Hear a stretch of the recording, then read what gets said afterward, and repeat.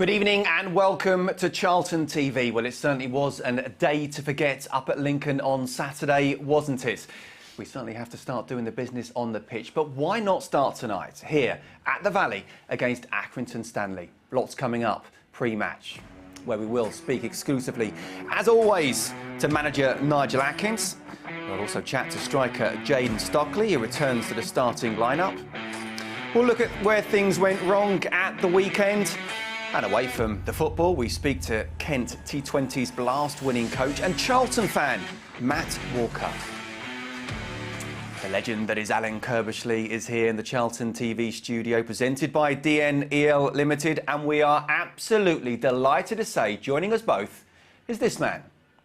Break on the edge of the area, steps away, gets his effort in, and Jake Forster-Caskey opens the scoring. Now Anike in the penalty, he turns, Anike goes to goal, comes out to Forster-Caskey! And Charlton have the equaliser. It's lovely football on this right-hand side. Henry's there, and it has been put in by Forster-Caskey. Take over the wall, and it's in!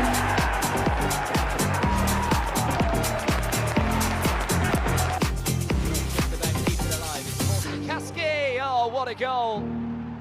And what a way to finish it. 2 goals in stoppage time.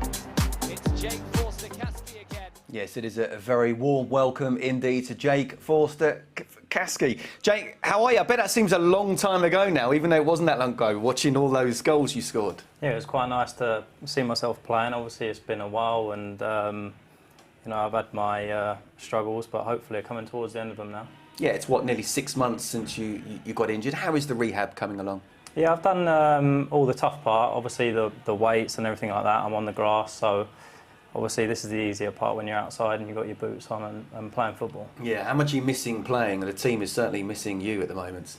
Yeah, obviously watching the games is frustrating. Obviously it's been a bit of a tough watch this season. Obviously I just want to come back as quick as possible, obviously healthy as well, and just help out. Yeah, Curbs, the team needs him. Absolutely. You know, when he got injured here, it was a big blow because he was going for the playoff positions as well, weren't we? And you know, Nigel just took over, so there was a bit of momentum, and sort of went flat a little bit.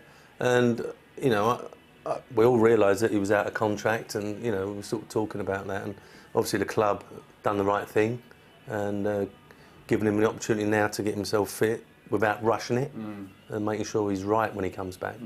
Our best player last season, in my humble opinion, so yeah, look forward to you coming back. We'll talk more about your rehab and recovery a little bit later on, but Curbs, I'll ask you, tonight's become another big game, hasn't it?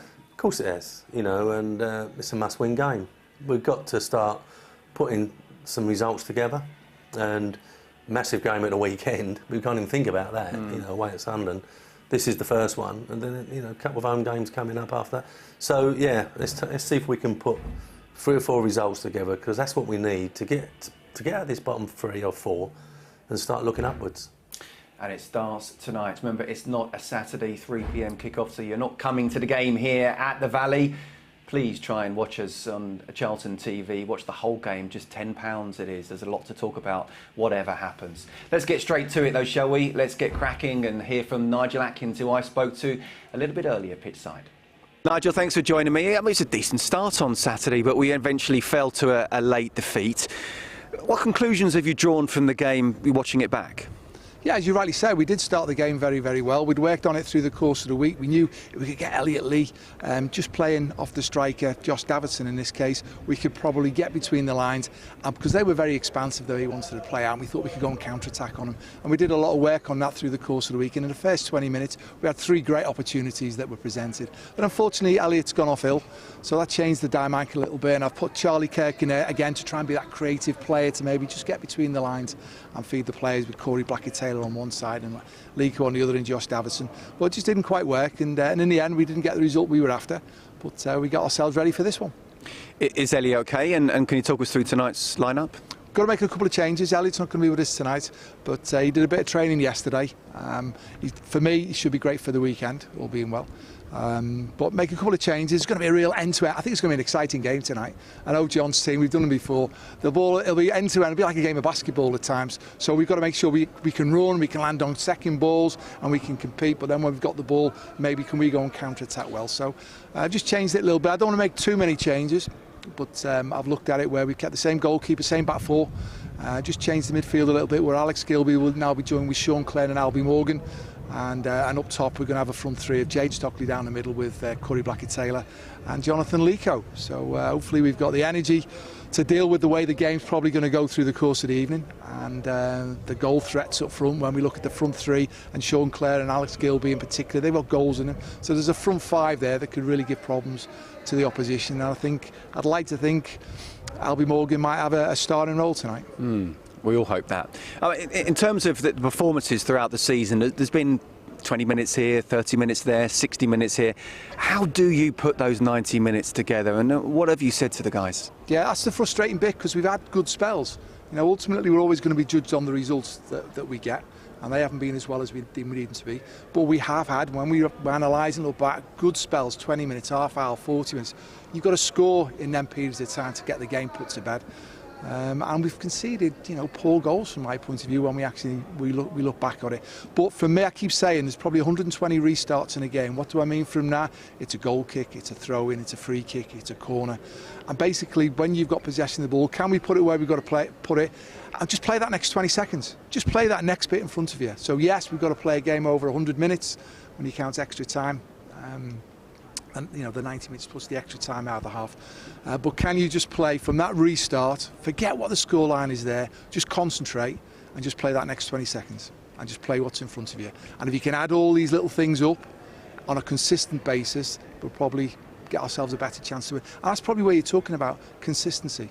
We're down where we are in the division because we haven't been consistent enough, and we've got to get better at that. How much is it tactical? How much is it mental in terms of the character side? Character is massively important. I talked about that in the summer when we were on about recruitment. You've got to have the character. You've got to have the character to perform in the arena. It's a challenging place at this moment in time, so no one can go hiding. You've got to stand up there and be counted, and you've got to make sure you work as hard as you can for your teammates. Do the basics well to an elite level. Talk about it every single day. Do the basics well to an elite level, and if you do that more and more times, it helps. So the mental side of it is, if you want to be in professional football and if you want to be at a big football club, you're going to be made accountable all the time. There's going to be a spotlight on you all the time. Stand up, be counted, be the best you can go and be and do it. Otherwise, go to a smaller club and just go through the motions. We're at a big football club. Stand up, be counted. Good luck. All the best. Cheers. Yes, that's exactly what they have to do, stand up and be counted. But confirmation then, 4 changes in the lineup. Albie, Sean, Corey and Jayden all come in what we think will be a 4-3-3, with perhaps Albie holding and Sean and Alex pushing on. What do you think of that, Curbs? Is it a very attacking lineup, isn't it? Yeah, and be interested to see how the midfield shapes up. We'll have to ask our man here. We'll have to ask the proper midfield. Because I think, obviously, Alex was holding in midfield at the weekend, and allowing Elliot to get off and do his bit. But I've always seen Alex as an attacking midfield player, so is Albie and Sean Clare going to be the holding too? What do you think, Jake? I mean, you would imagine that Albie will be the holder there. It's a lot of responsibility for him. Capable of it? Yeah, definitely capable of it. He's a very brave player. Will want to get on the ball all the time. I think looking at that, he's gone for legs in midfield. Obviously, Aki are a very up and at 'em team, so I think he's tried to go with legs there. And Corey in for Charlie as well. Yeah, I mean, he had a funny old game, didn't he, Charlie, at the weekend? He got moved around so many times. Started on the left, then went as number 10, then went somewhere else, where Nigel was trying to find the right formation. But yeah, we've got 2 really pacey wide men. We've got Jayden up there, who loves the ball to come in the box. And we've got some legs in midfield, as Jake's been saying. It is very much an attacking team, which is what we want to see, really, isn't it, here at the Valley against Accrington. OK, let's have a look at the table. Not great reading, I think we have to say. 22nd position, 9 points from 12 matches in the relegation zone. Lincoln's win against us saw them rise from 17th to 13th. And look, Jake, there's no getting away from it. It's been a very bad start, but we're still only 6 points from the top half. What do you feel we need to do to improve us? What do we need to do consistently to get up that table? That's probably just that word that you've just used. We need to become more consistent. We need to. We've played well in small periods in games that we haven't put probably 90 minutes together, and we've played 12 games there, which I think every player knows is not good enough. Can you put a finger on that as to why? No, sometimes you don't get the run of a play, or the run of the ball, but that's not good enough. I think we all know that. We need to go out there and show character. I think, especially these fans, they want you to just run, get in people's faces, put the team under pressure, and then things will come from that. Curbs, you mentioned the words relegation fights on Saturday, didn't you? Do you believe we are in one? If we don't put a couple of results together quickly, then yeah, because what will happen is you'll need to get 2 results, 2 wins to get out of the bottom 3 or 4, and then you have a setback and you drop back in it. I've been there, you know, I know what it's like, and you know, so we need to put a decent run together, 4 or 5 games, just to get us out of there, and then everyone can relax a little bit, the players, the management, and we need the fans. You know, it's all right criticising, and you know, they've got their right, they pay their money, but nights like tonight is when you need them. You know, the players are going out there, they know they've not performed, they know that it's not good enough, but they don't need to be fighting them as well. Yeah. So I think, you know, we said on Saturday, I don't know how many people will listen to it, but they've got to start getting behind the team instead of criticising and whatever.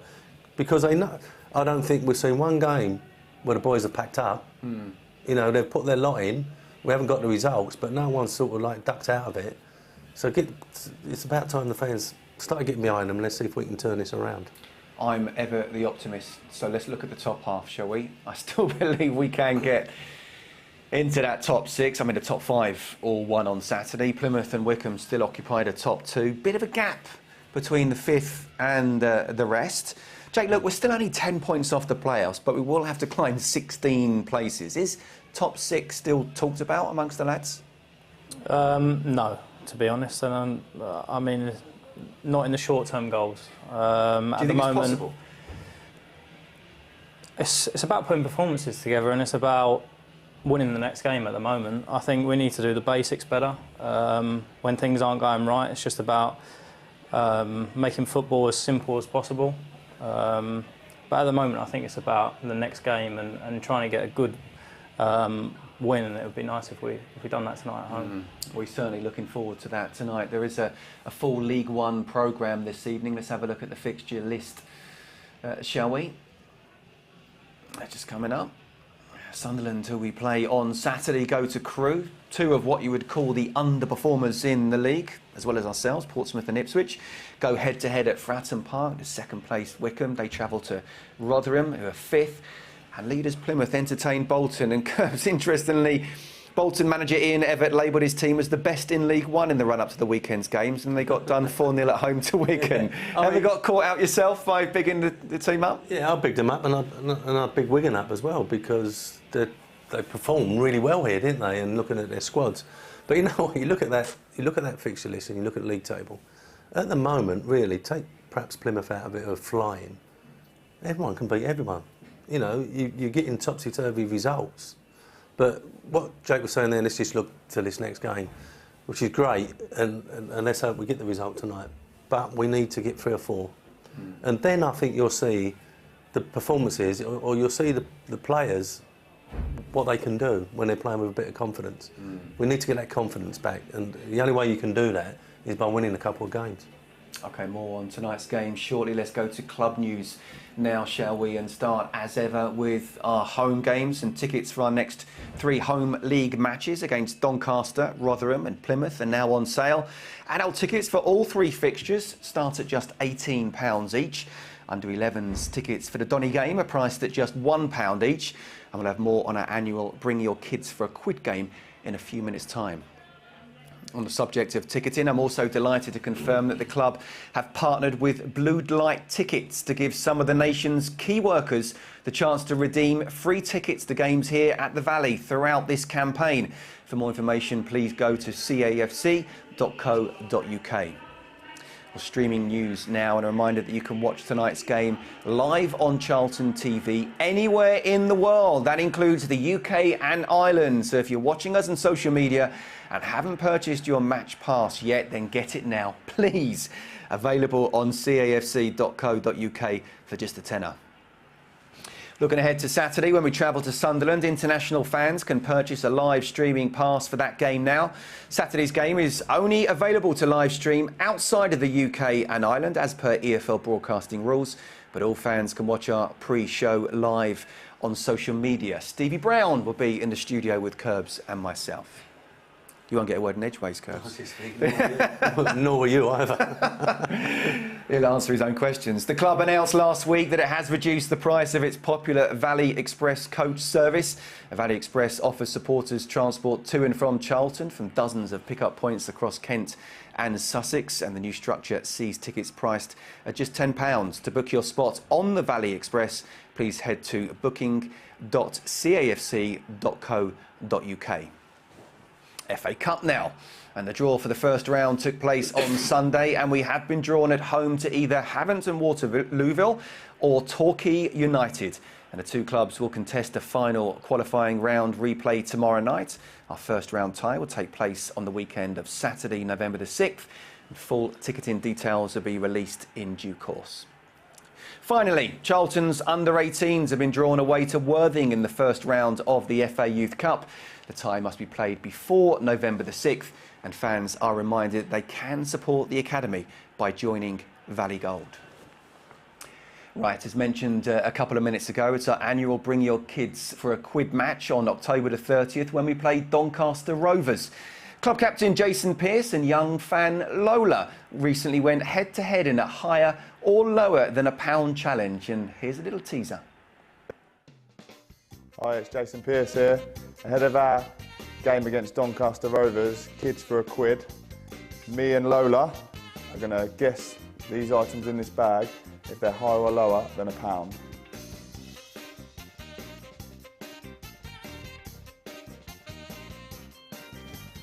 Right, Lola. Right, so let's have a look. Let's go for donuts. Ah, he's left us hanging, hasn't he? Who wins? We shall see soon.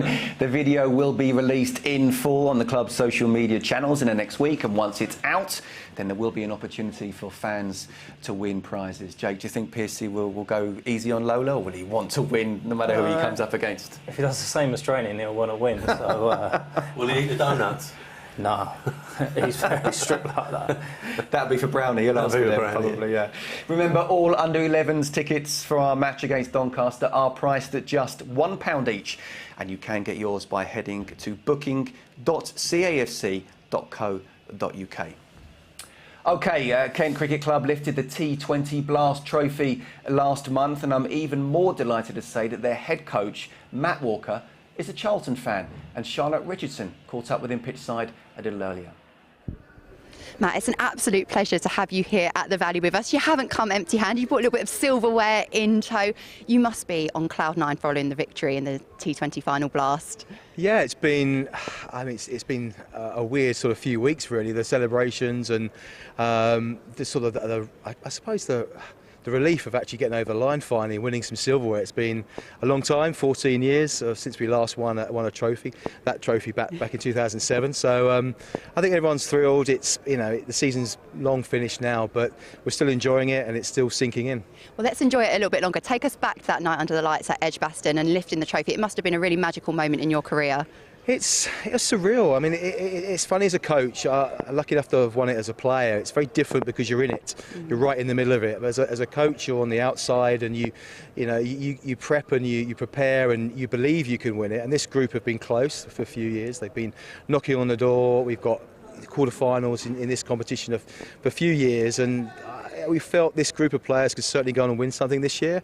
We didn't really target the T20 particularly. We thought Championship was our sort of real focus, but we just got on a roll and we played really good T20 cricket from the start. We won our quarter-final really well, and then on finals day it's always a bit of a lottery. It's on the day, but it all clicked. And I think you sit from the outside and you watch and you those small moments. You hope you win, and we sort of won all those small moments. And then when it happens and you finally lift the trophy, it's like, wow, how do we actually do that? You tell yourself you can do it. You tell the players they can do it, and it actually has happened. It's it takes a bit of a moment just to sort of get your head around, and it was quite emotional, I think, because we've worked hard for this, and the players have put a lot of effort in, and everyone around the club. So I think it's certainly, you feel it's impacted a long way through the county, this win. It certainly has, because as a coach it must be fantastic to lift trophies and win games, but the galvanising impact this has had across the Kent community, the sport community and the county as a whole, that must be equally rewarding for you as a coach and, with your career so far. Yeah, I think you realise when you do win, how well supported this county is in sport. I mean, it's there's so many multi-dimensional sports in this county, with hockey and football and rugby, and obviously us with the cricket leading the way, but club cricket's extremely strong in the county. And I think when you do win, you realise it's a big county for sport, this, and a lot of people love cricket, a lot of people love sport, and certainly, I mean, the messages I had, and I think everyone I've sort of meets thrilled about it. And I think whenever you win, it's inspiring for everybody. It gives everyone a bit of a lift, and it's why we play. We try and win every year. It doesn't always happen, but when you do, I think you make the most of it, and I hope everyone really sort of enjoys our moment in the sun. And from a night under lights at Edgbaston to a night under lights here at the Valley, how much are you looking forward to? More exciting for me, this, yeah. I was going to say, how much are you looking forward to watching your team in action tonight? It's been a while live. It really has. I was trying to work out. I think 2019 was the last time I came. Shamefully, I say that, but it's always difficult to get here with playing so much and busy times. But thrilled to be back. It's been a long time, as I say, and I love it. I love it here. It's just walking down the steps again. It's sort of bring back some memories, and I hope it's a great night. I know it's been tough for a few weeks, but and they'll turn it around pretty quickly, I'm sure, and hopefully tonight will be the night. We certainly hope so, and I'm sure supporters will be intrigued to learn a little bit more about how you started your love affair with the Addicts and became a supporter of the club. Well, it's as simple as the first game I ever watched, actually. I think we were playing in a school's cricket festival in Dartford, under 12 festival, and one evening the parents and the coaches took us here to watch a pre-season game. It was against Liverpool, I'm pretty sure, I spent 1984. And I kind of had a bit of a soft spot for both of those sides because it was the first live game of football I ever saw. But always sort of getting drawn back to Charlton because I lived in Gravesend, so it was close. Friends supported the club, so I'd always come back and watch with them. It just grew. And then I suppose the Kent connection as well. When I joined the playing staff at Kent, it was evident that there was a bit of a link, I think then sort of when I really started getting into and watching more was in those sort of glory days, like late 90s and early 2000s, where the club was in a really strong position, and just ever it's been there ever since, really. And there's a number of lads at the ground who support Charlton, and it's just a shame I haven't been able to get here a bit more often to watch the team play. Well, it's absolutely fantastic to have you and your colleagues from Team Kent. Thank you so much for bringing the silverware, and on behalf of everyone at Charlton Football Club, congratulations once again. Thanks, Charlotte. It's a pleasure. And back over to you, Scott. Thanks, Charlotte. Yeah, brilliant, Matt. I mean, there's no competition, Liverpool or Charlton. It's got to be Charlton every single time. Curb, you like your cricket? Yeah, Brownie invited us to a T20, didn't he? He did. I think it was a semi-final. semis? I think it was a semi-final, yeah. He knew someone that had he always knows someone, Brownie. He always knows someone. And he'd probably tell us at half-time, but we couldn't go, could we? But no, they've done fantastic. T20 winners. Brilliant. Jake, you into your cricket? No, not a sport for me. But moving swiftly on. No, but a few of the lads are, aren't they? No, a few of the lads love it. Stockley, I think he wants to be a fast bowler. But a few of them, they're right into it, yeah. I used to love my cricket. In fact, the 2005 Ashes, I kind of knew it would be special. Yeah. I watched every single ball of every single test.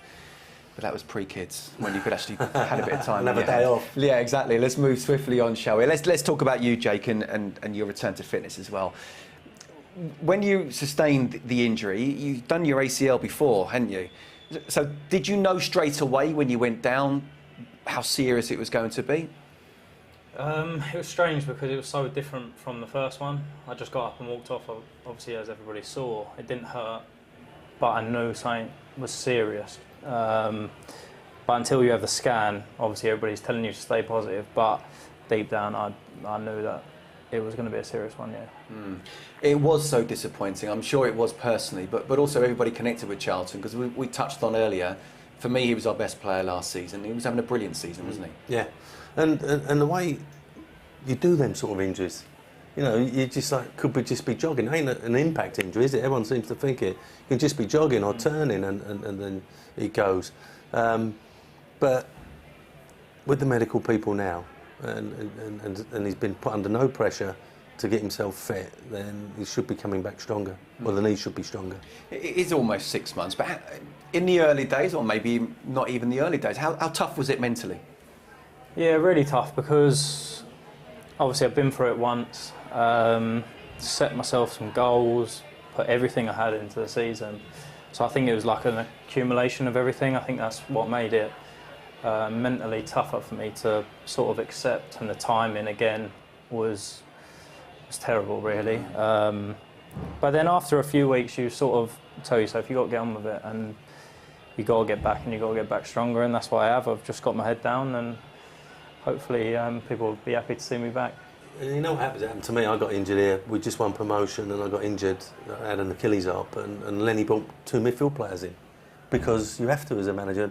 And Jake's seen some midfield players come in, and you know, you look at that, and you look at the competition, and you know you've got to come back and you've got to fight to get back in there. So, you know, apart from the injury, you've got other things going on as well. So, I think we spoke about mental health at the weekend, didn't we? And you know, when you look at people who've got long-term injuries, that's the time when people have really got to come in and help people when they're having a long-term struggle up to get fit. It was the right thing to do, but the club were very good in giving you a contract, or, you know, almost straight away. How important was that for you mentally, that you actually, you know, going into the end of a contract with such a serious injury? I mean, that's a player's worst nightmare, isn't it? Yeah, obviously I'd done one when I had a year left, and then I'd done one when I had a couple of weeks left. So, yeah, my timing hasn't been great, but the club were brilliant, and the manager, I have to say, was first class for me. Would talk to me all the time. Obviously, he's been through some surgeries himself. But yeah, the club as a whole, obviously, they've stuck by me. They did the first time, and I feel like I repaid them. So I'm just looking forward to hopefully repaying them again. Got some shots of you in the gym. Let's have a look now. And how difficult was it to work on other parts of your body in the gym when one of your legs is in a big brace? Yeah, I mean, God, it looks weird looking back on that now. Yeah, I mean, it's not easy. Obviously, I was in a brace. I couldn't put my foot down for 6 weeks. I was at home. I was going to the training ground. Then I'd have to stay at home because I was on crutches. Then you start walking. Then you start doing more in the gym. Listen, it is tough, but we're lucky. We've got some amazing people at the club. I've said it a lot of times. Adam Coe, the physio that's been with me, he's been unbelievable, and there's loads of really good people at the club that have helped me through this process. So instead of looking at it in a bad way, I'm lucky. Excellent. You're back outside running now. How is that? And is it straight line running at the moment? Yeah, just light, straight line. I haven't got long until I go see the surgeon. Hopefully he signs me off to start doing more. There's a little bit of ball work, which was nice. Obviously. Does it feel a big milestone, the fact that you're out and you're running and you're kicking a ball? It's really weird. It just sort of like, just 1 minute you're walking, next minute you're doing more in the gym, next minute you're running. Yeah, it's just nice to see. Obviously, I've worked really hard to even get to that point. So I've still got a long way to go, as in finding your feet again and actually getting game ready. There's still quite a bit of work to do, but obviously it's a big milestone for an ACL just being out on the grass, so it's nice to see that. Yeah. When will you be training with the lads, and what will that mean for you psychologically? Well, the first thing for me is to go see the surgeon, and then he signs me off to start turning and things like that. That's beginning of November, is that right? Beginning of November, yeah. So I don't know exactly the process of doing all that and then getting to training. But at the moment, I'm on schedule, so I just take it day by day. So yeah, everything's going really well. No one wants to put a specific time on it, but when do you feel, ballpark figure, you'll be back? That's why I tried to swerve that question. Fair enough, and you did it very well indeed. But ultimately, Curbs, players have come in, midfielders have come in, but Jake, in the form that he was in last season, gets straight into the side, doesn't he? And you know, I think it helps that Nigel's been a physio as well, because he understands the process. And you know, and also when Jake's sitting there and he's seeing the team struggle, he wants to be out there. We all want him to be out there. So it is a frustrating time as well, but he's got to take his time. You know, no matter what's going on out here, he's got to make sure he's right before he starts. Absolutely. Jake, we're really enjoying your company this evening, but we do want to see you out there. So good luck with the final bit of the rehab. But let's move it back more forward now, shall we? Certainly to the weekend anyway. The game against Lincoln, where we started well, you have to say, and then it all fell apart when Elliott went off. What do you put that down to? Yeah, I know that Nigel, and I was talking to Jake about it, Nigel ended up putting Charlie Kirk there, and then that didn't quite work. It wasn't his fault. We just sort of basically fell away a little bit, because it was a bright start. You know, we looked as if we could have nicked a goal in that first 10, 15 minutes. But once Elliott went off, as you can see Charlie Kirk in there now. That didn't quite work. Then I think Jonathan Lecco went in there for a little while, and there was a couple more changes, and we just sort of lost our way. And I think I've read Michael Appman's view on the game, where he said he felt comfortable. Well, perhaps he did, but not for that first 20 minutes, as Nigel was on about. But what I think let us down in the end was, I think the goals were avoidable. I know you look at every goal and say we could have done better, but just here, we've got to push out quicker. If we push out quicker, we're not stuck in a 6-yard box, and that sort of thing doesn't happen. So it was a really, you know, I do tend to look at defensively at the goals, and you know, I think that we've let some goals in which have been avoidable recently, and we get straight back in the game. Great header,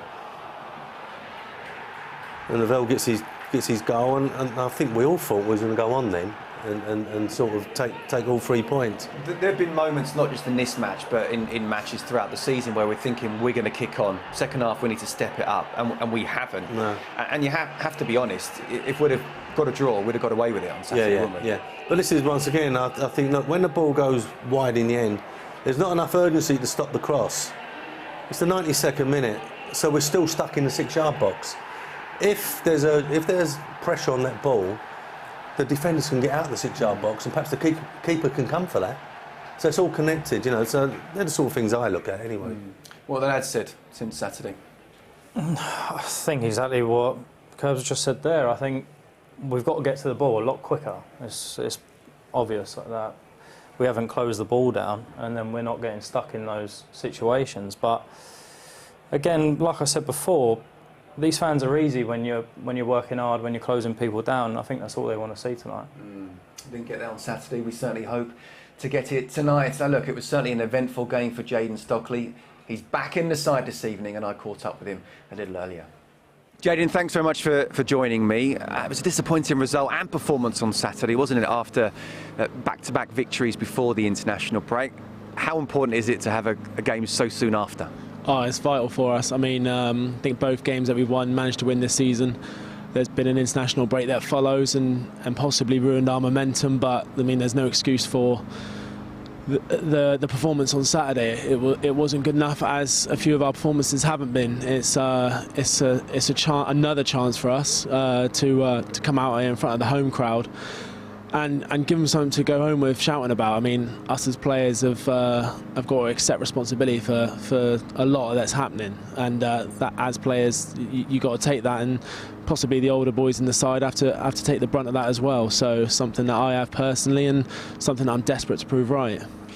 You look at the quality of the squad, there is a lot of quality in there. So what do you put the performances this season down to? Yes, too good quality. It's personally, I don't know, I can't put words in other people's mouth, but I'm embarrassed where we are. It's a case of, you know, not wanting to talk about football when I get home to my friends, family, because I'm embarrassed of what's going on at the moment. I'm desperate to be the one that turns it around for everyone. I mean, I thought that was the case at Fleetwood, and then I thought, you know, it happened in a performance like that at Lincoln. So to put your finger on it in terms of like something like that, I don't think you can necessarily sum it up in words. I think it's a case of, you know, how many of us out there been in these situations before, and how desperate are you to prove people wrong. I can speak for myself, and knowing a few of the lads in the team, I know that they are too. It should really hurt them, this, because it does hurt me.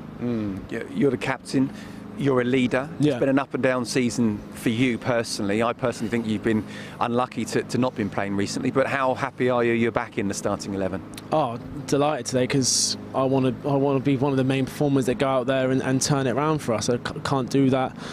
Certainly from playing wise, sat on the bench is something that's hurt me personally. I think that my form at the start of the season was really good, and just before I come out of the team, 2 performances in particular that weren't to the level that I'd shown the fans before that. And I can understand that some managers, you know, is searching for results, and that comes with a territory. You don't deserve to just be on the team sheet because he's put me as captain, but I certainly, for myself and my personal pride, want to go out there tonight and put in a hell of a performance.